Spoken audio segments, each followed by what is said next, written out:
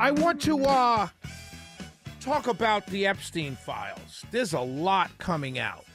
One of the things that I noticed, and I don't know if anybody else has noticed this. First of all, I don't know if anybody else has noticed this, but Epstein ran with a lot of Democrats. Like, let's be clear. Most of these people are Democrats.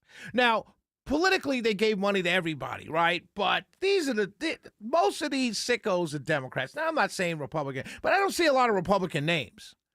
Like, I don't see a lot of Republican names in all of this. Now, I'm not saying the Republicans don't have their debauchery. I'm not saying that they're clean and they just, missionary position every single time, married 50 years. I'm not saying that. I'm just saying I don't see a lot of Republican names in these Epstein files. That's just me.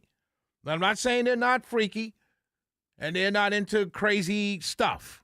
I'm just saying I don't see a lot of Republican names in all of this. But I do want to talk about this because a lot of people have missed the plot here. When QAnon first started, right, it was two things, right? I was on another station at the time in the mornings, and that's when QAnon was really rolling, really coming out big. And there were two primary bits of information that QAnon was 1,000% focused on.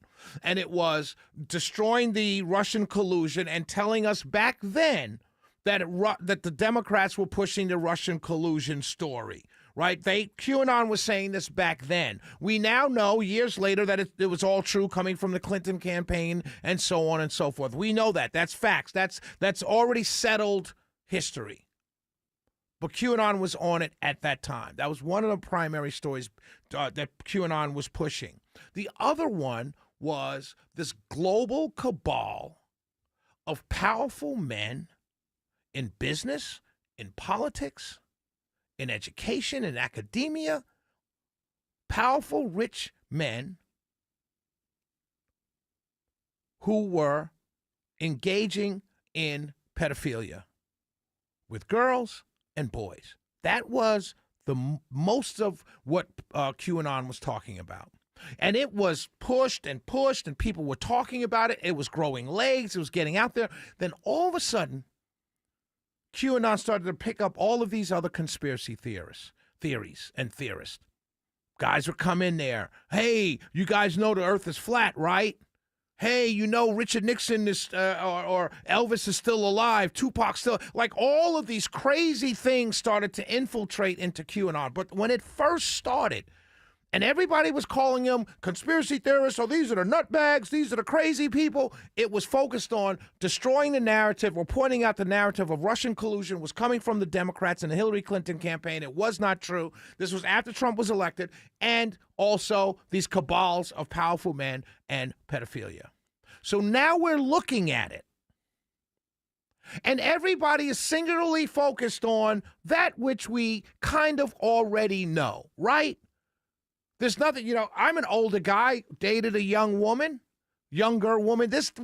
Society doesn't see that as a problem. So they're feeding you this stuff. But none of it's salacious enough to keep the clicks and the likes and things like that. But these are young girls. These are teenagers. These are grown men. These are 40, 50, 60-year-old men with teenagers. But even that is not, Wait till you, as I will predict, wait till you find out the real disgusting, evil stuff that's going on. And please, don't tell me I'm wrong because you don't know that I'm wrong. You don't know that I'm wrong. Because I will tell you this. A man that is so bold as a member of these elite 1%ers to send emails out, hey, is she a pro? She's Tahitian? Is she, if they're so bold to do that, you think that it's just about the sex? Really? A man at 60, 70 years old is not just having sex, and I'm doing air quotes, with a teenager. There's a lot more going on. These people are sick and evil.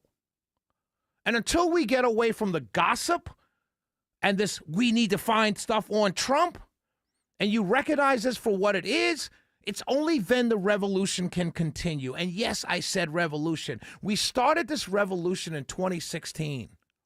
And many of us jumped on board because we saw the guy coming that was like, he's not friends with these people don't like him, and they're trying to destroy him, and he's going to destroy them. And we've gone off kilter. And that's what makes me mad, because we, the voters, the supporters of MAGA, we have allowed President Trump and the administration to go off topic. My message to all of you, let's get back to this revolution that was started in November of 2016. Because the further we get away from it, someone else is going to come into power, and it's all going to be swept away. And we'll be right back where we were. And it would have been a waste of 9 to 10 years. A waste. The Shelley Winter Show. 404-872-0750. 1-800-WSB-TALK. When we come back, Janelle King joins us to talk about elections in Fulton County and Georgia.